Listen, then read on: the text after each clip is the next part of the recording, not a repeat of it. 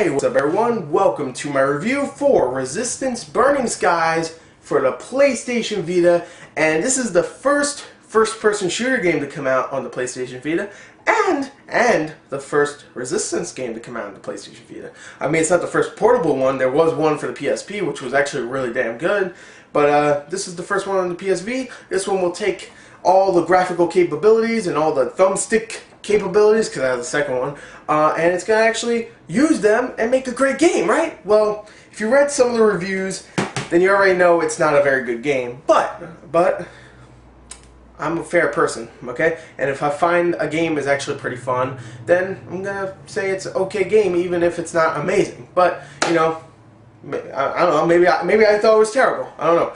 Let's find out, okay? Let's talk about the story first, which I'm going to get straight into it. I mean, the story in this game is very, very generic. I mean, you have a main character named Tom Riley, who in the beginning is a firefighter, who is doing his firefighter thing. He's in a building, he's saving people from a fire, whatever. And it really starts off like this. It's just like, oh, I'm a firefighter, what's up? And he does talk, by the way. Your main character does talk, which is a good thing, but, you know, he's doing his thing, he's firefighting, and then out of nowhere, boom, aliens show up. Why?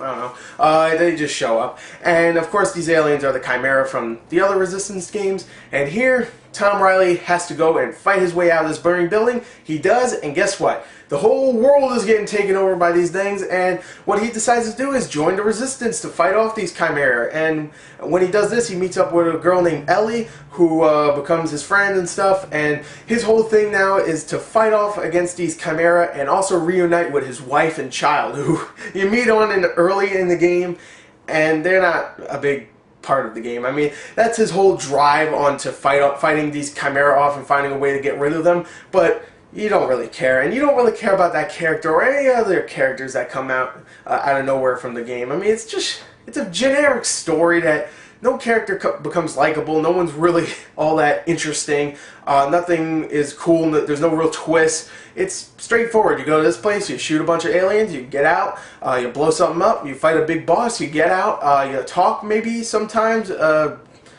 yeah, so the story really isn't all that great. So let's go on to the sound. In the interest of time, I decided to add sound and graphics as their own category, okay? So I'm just going to combine them. Alright, sound. Voice acting wise, it's not all that great. I mean, it's good. The voice acting does a decent job, but the dialogue and the script itself is just not very good. And there's not that much voice acting either, and some of it is actually pretty damn cheesy. But for the main two characters, Ellie and Tom, they do an okay job. So that voice acting is alright. The sound design is very repetitive. You'll be hearing the same explosions and gunfire over and over and over again. Sure, they sound okay at first, but you'll be hearing them a lot. And the soundtrack is also very, very forgettable. They try to do a little 40s theme there with some patriotic music during the cutscenes, but for the most part, it's not all that great. Now, the graphics. The graphics in this game, many people have been saying, oh, the graphics don't look as good as Uncharted. Well, it doesn't need to look as good as Uncharted. It just needs to look good for a Vita. And to be honest, it looks alright for a Vita, okay? The graphics for like the character models look really good, very detailed, especially when you go up to the characters, you can see they look actually pretty damn good. Some of the some of the enemies look really good, especially the Chimera, even though they get repeated over and over again.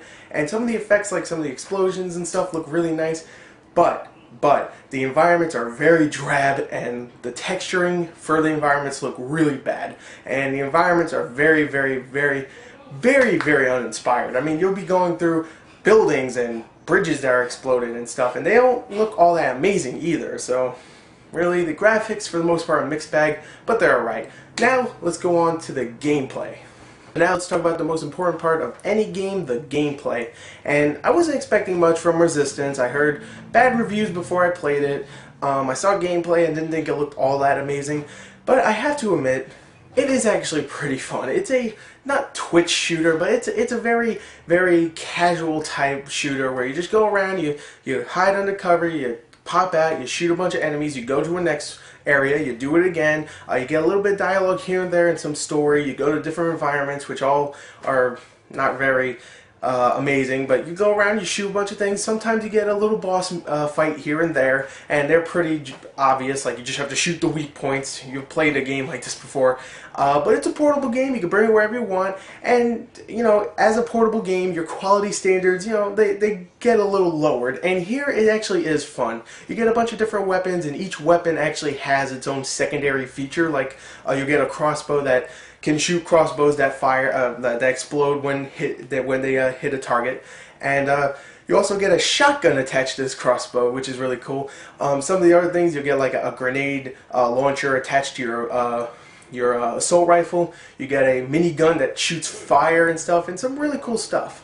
It's a little repetitive here and there, but I played it like 20-30 minutes every day. That's why it took me so long to do this review. And it was fun for those amount of time every day or every other day. It shouldn't be played 2 hours every day. It should be like 30 minutes. It's a portable game, and it does get repetitive, but if you play it in small increments, it could be a lot of fun. So the controls are really good. The graphics are, not so amazing. The sound is okay. The story's not so much, but at least it's fun gameplay wise. And also, they actually add some multiplayer in here, which I have to admit is bare bones, but at least they added something. I mean, they added a cool mode in there. I mean, you have deathmatch, team deathmatch, and large deathmatch, which is just regular deathmatch. It's 4-on-4, but they actually add this survival mode, which you play as a chimera, and you're up against 7 other human characters, and you have to kill every human character on the other team and convert them to chimera to win. And that's really cool. It's actually a pretty fun mode. It's not really original, but it's kind of cool. And for the most part, the multiplayer is a lot of fun too. Even though it is bare bones, it's a lot of fun. So overall, I have to say this: Burning Skies does a good job of being the first-person shooter on the Vita, and it works. The controls are really good. It's kind of fun to kill things, even though it does get repetitive here and there. And yeah, I actually enjoyed it. So there you go, Burning Skies. I thought it was an okay game. Story, sound, and gameplay-wise, I mean, graphics-wise, no, but gameplay-wise, it is a fun game. So overall, there you go. There's my review. I hope you enjoyed it. Thank you, and goodbye.